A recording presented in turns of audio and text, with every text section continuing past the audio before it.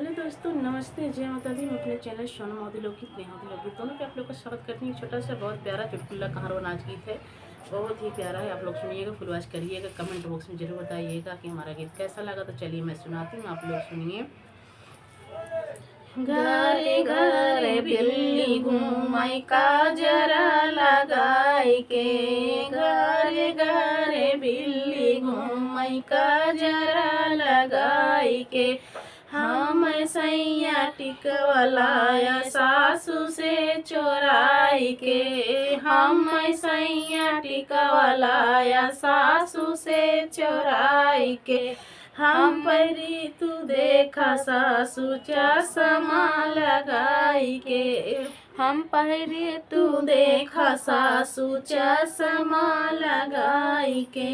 घरे घरे बिल्ली घूमई काजरा लगाई के, घरे घरे बिल्ली घूमई काजरा लगाई के। काजरा लगाई के हो काजरा लगाई के, काजरा लगाई के हो काजरा लगाई के।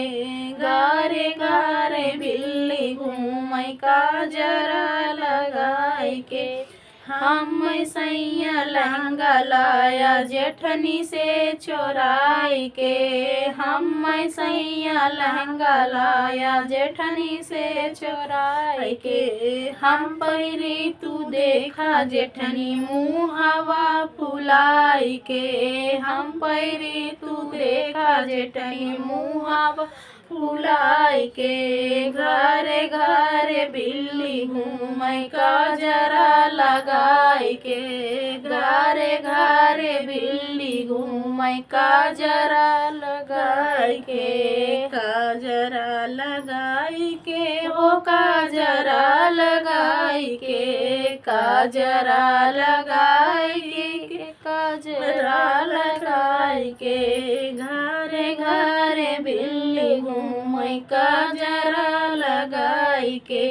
हम सैया झुमका लाया ननदी से चोराई के, हम सैया झुमका लाया ननदी से चोराई के।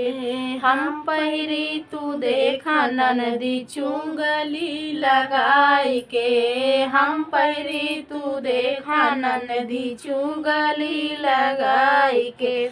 घरे घरे बिल्ली घूमई काजरा लगाई के, घरे घरे बिल्ली घूमई काजरा लगाई के।